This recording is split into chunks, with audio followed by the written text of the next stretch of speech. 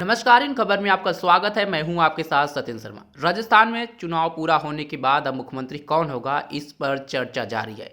लेकिन इस बीच जयपुर में मंगलवार को एक बड़ा हत्याकांड हो गया।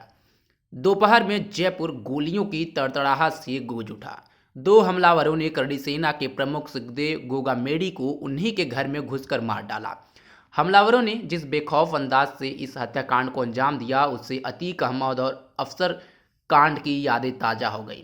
इस सनसनीखेज हत्याकांड के बाद जयपुर में गोगामेडी के समर्थक गुस्से में हैं। हमलावरों की गिरफ्तारी को लेकर प्रदर्शन कर रहे हैं, जिसे देखते हुए सुरक्षा के कड़े इंतजाम कर दिए गए हैं। इस बीच राजपूत करड़ी सेना समेत कुछ अन्य संगठनों ने बुधवार को राजस्थान बंद का ऐलान किया है।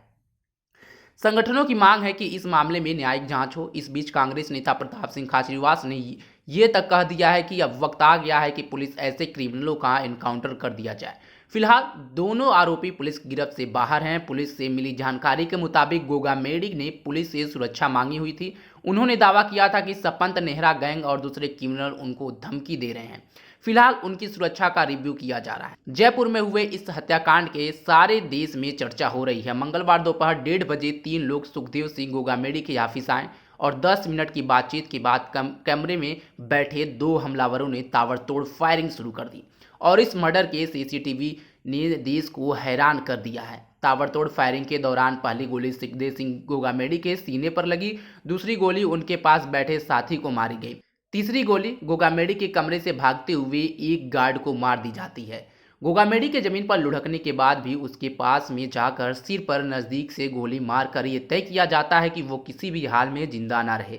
जयपुर की इस वारदात में मरने वाले श्री राष्ट्रीय राजपूत करड़ी सेना के संस्थापक सुखदेव सिंह गोगामेडी थे, जिन्हें मारने के लिए हमलावरों ने ताबड़तोड़ 17 राउंड फायरिंग करके उन्हीं के ऑफिस में 2 सुरक्षाकर्मियों की मौजूदगी में मार डाला।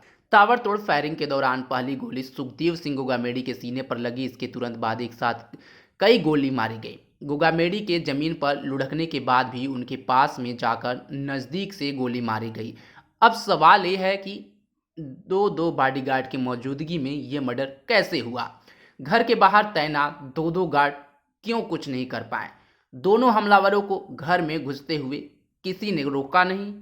किसी ने उनकी ढंग से जांच क्यों नहीं की? कुछ सवाल का जवाब सीसीटीवी तस्वीरों से मिलता है। हमले से पहले घर के अंदर की लॉबी में एक बंदूकधारी गार्ड समेत 3 लोगों को आप देख सकते हैं। घर के बाहर इसी सुरक्षा के भरोसे अंदर गोगामेडी बेखौफ होकर अपने ऊपर से खतरे से अनजान थे और फोन पर बात कर रहे थे। इसके बाद गोगामेडी अपने साथी को फोन देते हैं, इस बात से बेखबर कि उनके सामने बैठे दोनों लोग उन्हें मारने वाले हैं। गोली चलाने से करीब 1 मिनट पहले हमलावर अपने साथी की तरफ देखकर एक्शन का इशारा करते हैं। तभी गोगामेडी के पास फोन आता है। बगल में बैठा साथी भी फोन देखने लगता है। यही नहीं, कैमरे में गोगामेडी का दूसरा साथी भी फोन देखता रहता है।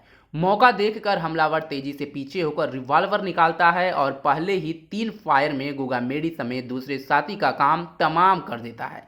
घर के अंदर फायरिंग से बाहर खड़े 2 गार्ड हरकत में आते हैं, पोजीशन लेने की कोशिश करते हैं, लेकिन हमलावरों की फायरिंग के डर से भाग खड़े होते हैं। दरअसल ये हमलावर सुखदेव सिंह गोगामेडी के दफ्तर में नवीन सिंह शेखावत के साथ आए थे। दोनों हमलावरों ने जब गोगामेडी पर फायरिंग की तब उनके साथ आने वाले नवीन सिंह शेखावत रोकने की कोशिश करते हैं और इस दौरान दोनों हमलावर नवीन पर भी फायर कर देते हैं। बताया जा रहा है कि नवीन शेखावत सुखदेव सिंह गोगामेडी का परिचित था, उसी के साथ हमलावर आए थे। दोनों हमलावर काले रंग की इसी स्कॉर्पियो में आए थे जिसे नवीन सिंह शेखावत चलाकर लाया था।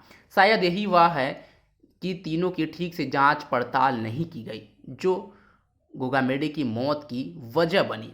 इस हत्याकांड को अंजाम देकर भागने वाले हमलावरों ने एक स्कूटी सवार को भी गोली मारी और स्कूटी छीनकर फरार हो गए। इस हत्याकांड में दोनों हमलावर बेखौफ दिखे, कानून का डर उनके रत्ती भर भी नहीं दिखा। सवाल यह है कि क्या नई सरकार राजस्थान में अपराधियों में कानून का खौफ पैदा कर पाएगी? सुखदेव सिंह गोगामेडी की हत्या की जिम्मेदारी लॉरेंस के गैंगस्टर रोहित सरदाना ने ली है।